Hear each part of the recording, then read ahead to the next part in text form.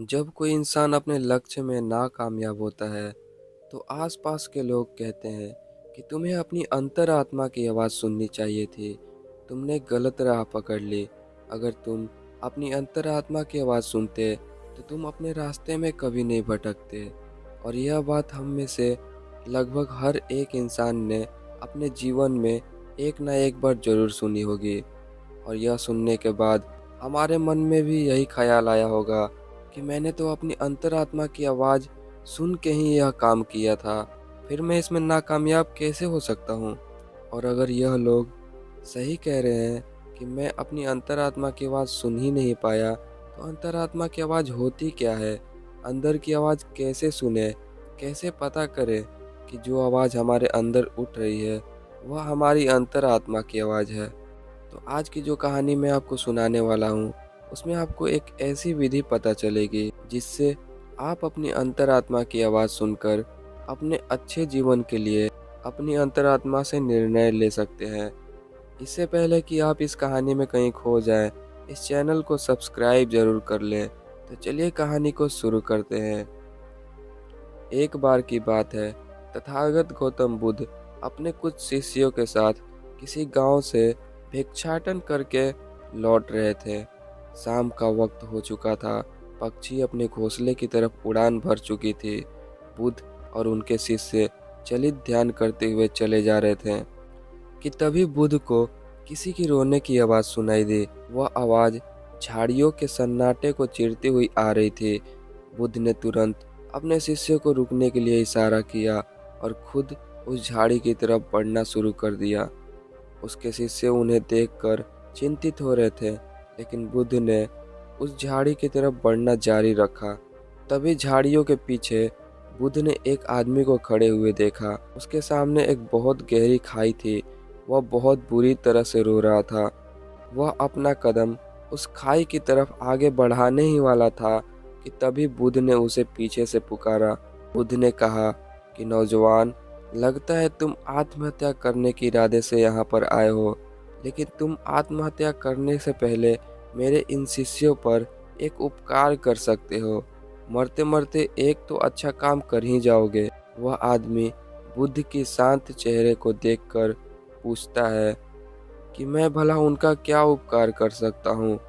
यह सुनकर बुद्ध ने कहा कि तुम अपनी आत्महत्या करने के पीछे का कारण इन्हें बता दो, ताकि ये भविष्य में वो गलती कभी ना करे जो तुम कर रहे हो। यह बात चोट करने वाली थी। कुछ देर के लिए वहाँ पर सन्नाटा छाया रहा और उसके बाद उस आदमी ने अपना कदम पीछे हटा लिया और उसने कहना शुरू किया।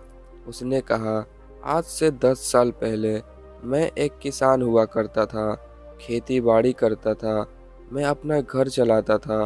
उस वक्त मेरे पास धन कम होता था, लेकिन फिर भी मेरे परिवार का गुजारा आराम से चल जाता था। लेकिन मेरी पत्नी अक्सर मुझे ताना देते हुए कहती थी कि हमारे बच्चे बड़े हो रहे हैं, क्या इनके लिए तुम धन नहीं कमाओगे? जब तक हम दोनों जी रहे थे, तब तक हमें कोई चिंता नहीं थी। हमारा काम इस खेती बाड़ी से चल जाता था। लेकिन अब जैसे जैसे बच्चे बड़े होंगे, इनकी पढ़ाई लिखाई का खर्चा हम कहाँ से उठाएंगे? तुम पैसे कमाने की कोई और दूसरा व्यवस्था ढूंढो। इस तरह के ताने रोज रोज सुनकर मैं परेशान हो गया था। मैं कोई तरीका चाहता था, कोई रास्ता चाहता था जिससे मैं धन कमा सकूं। और फिर एक दिन मेरे अंदर से आवाज़ आई, तुम्हारे अंदर व्यापार करने के अद्भुत कौशल हैं। और यह ख्याल जब मेरे दिमाग में आया, मैंने अपनी सारी ज़मीन बेचकर व्यापार शुरू करने का इरादा बनाया।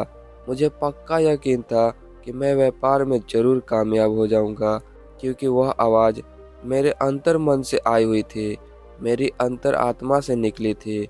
इसलिए जब सारी ज़मीन बेचकर भी व्यापार चालू करने के लिए धन नहीं जुटा पाया, तो मैंने अपने रिश्तेदारों, अपने मित्रों से कर्जा लेना शुरू कर दिया और इस तरह मैंने अपने व्यापार की शुरुआत करी। लेकिन पता नहीं मेरे व्यापार को किसकी नज़र लगी।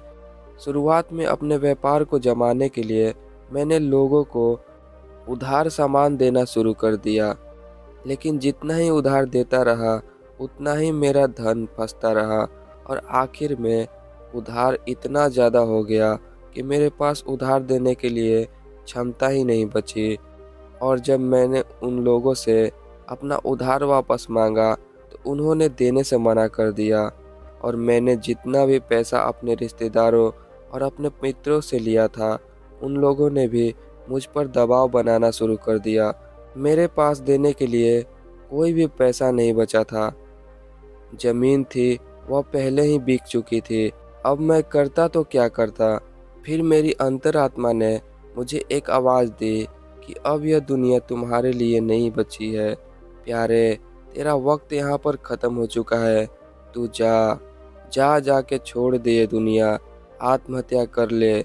और अपने अंदर की आवाज़ सुनकर मैं यहाँ पर आत्महत्या करने के लिए आया हूँ। और यह बात बुद्ध और उनके शिष्य बड़े ध्यानपूर्वक सुन रहे थे। उसके बाद समाप्त होने के बाद बुद्ध ने उस आदमी से पूछा कि नौजवान, मुझे एक बात बताओ, जो आवाज़ तुमने व्यापार शुरू करने से पहले सुनी थी और जो अब आत्महत्या करने से पहले सुनी थी, वह क्या तुम्हारी अंतरात्मा की आवाज़ थी? यह बात तुम यकीन से कह सकते हो? यह सुनकर वह युवक कुछ सोचकर बोला कि हाँ, वह आवाज़ बहुत गहरे से आई थी। उस बात पर मेरा पूरा विश्वास था और यह बात मुझे पक्का यकीन है कि यह मेरी अंतरात्मा की ही आवाज़ थी। यह सुनकर बुद्ध ने उनसे पूछा कि अंतरात्मा की आवाज़ तो आत्मा से आनी चाहिए। क्या तुम्हें अपनी आत्मा का कोई पता ठिकाना मालूम है? तुम्हें पता है कि तुम्हारी आत्मा तुम्हारे शरीर के कौन से हिस्से में रहती है? यह सवाल सुनकर वह आदमी सकपका गया। उसने सोचा भी नहीं था कि कोई उससे इस प्रकार का प्रश्न पूछेगा। इसका बनावटी जवाब देते हुए उस आदमी ने कहा कि हाँ बुद्ध, आत्मा तो सभी में होती है और वह तो शरीर के अंदर रहती है, उसका कोई प्रमाण थोड़ी होता है। यह सुनकर बुद्ध कहते हैं कि जब आत्मा का होने का ही कोई प्रमाण नहीं है तो अंतरात्मा की आवाज़ होने का क्या प्रमाण है? और तुम अपनी अंतरात्मा की आवाज़ को लेकर इतना यकीन से कैसे सुन सकते हो? असल में जो आवाज़ तुमने तब सुनी थी और जो अब सुनी है, वह आवाज़ तुम्हारी अंतरात्मा की नहीं बल्कि तुम्हारे मन की आवाज़ थी। वह तुम्हारा मन का ही बुना हुआ एक जाल था जिसमें तुम फंस गए, और अब निकलने का तुम्हें कोई रास्ता नहीं सूझ रहा तो तुम्हारे मन ने ही तुम्हें निर्देश दिया कि तुम आत्महत्या कर लो। ध्यान रखना, अंतरात्मा तुम्हें कभी भी हिंसा वाला रास्ता नहीं दिखलाएगी। आत्मा तो शुद्ध होती है, निर्मल होती है, वह भला किसी को हिंसा के रास्ते पे कैसे भेज सकती है? और तुम आत्महत्या करने का फैसला लेके हिंसा का रास्ता अपना रहे हो। यह उत्तर सुनकर उस आदमी के मन को थोड़ी सी ठंडक मिली और बातें करने के लिए वो आदमी उत्सुक हो गया।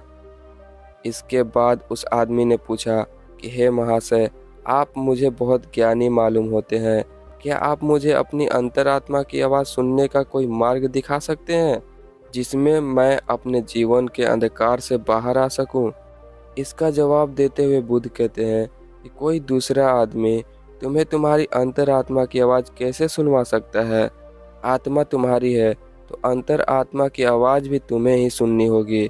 कोई दूसरा आदमी तुम्हें वह आवाज़ नहीं सुनवा सकता। अगर वह सुनवाएगा तो वह झूठ होगा, वह भ्रम होगा।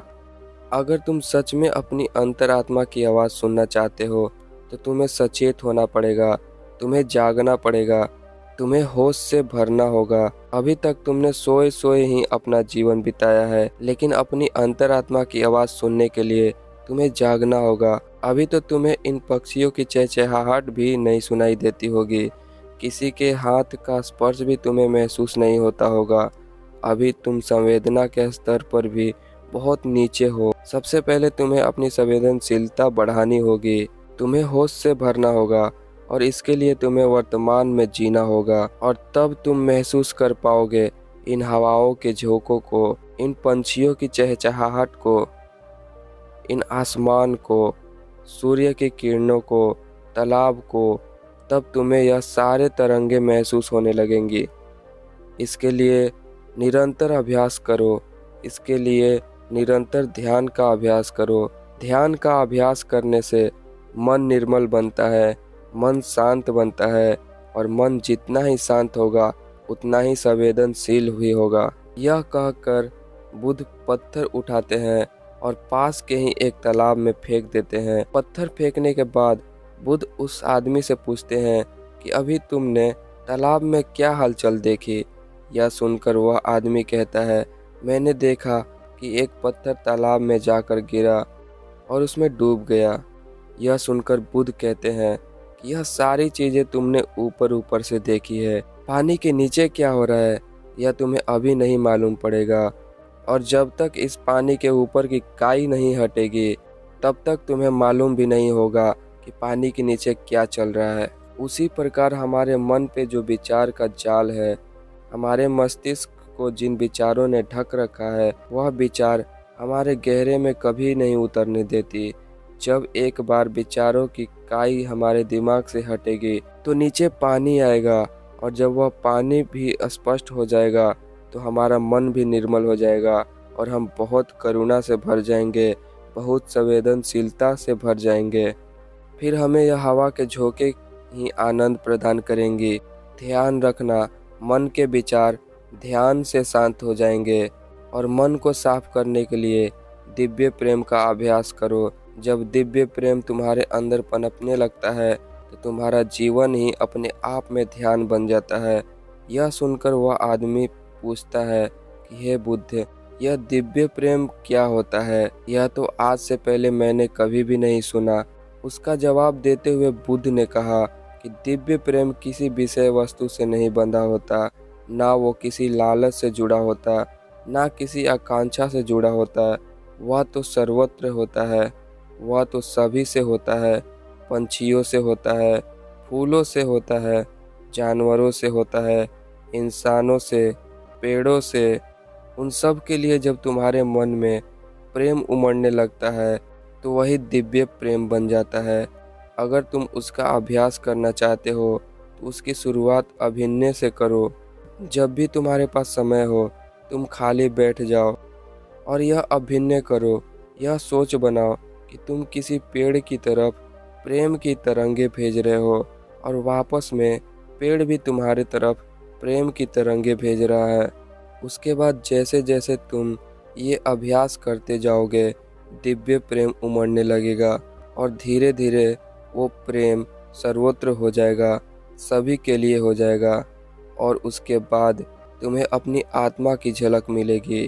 तब तुम्हें पता चलेगा कि आत्मा क्या होती है और अंतर आत्मा की आवाज़ क्या होती है। लेकिन उसके लिए तुम्हें अपने मन के जाल को काटना होगा, जो ध्यान या दिव्य प्रेम दोनों से संभव हो सकता है। यह प्रवचन सुनने के बाद वो आदमी बुद्ध के पैरों में गिर जाता है और अपनी आत्महत्या करने के विचार के बारे में वो बुद्ध से माफ़ी मांगता है। तो दोस्तों, कैसी लगी आपको यह कहानी? कमेंट सेक्शन में ज़रूर बताना, और अच्छी लगी तो इस चैनल को सब्सक्राइब ज़रूर कर लेना। तो मिलता हूँ अगली कहानी में, तब तक के लिए आप अपना ख्याल रखिए।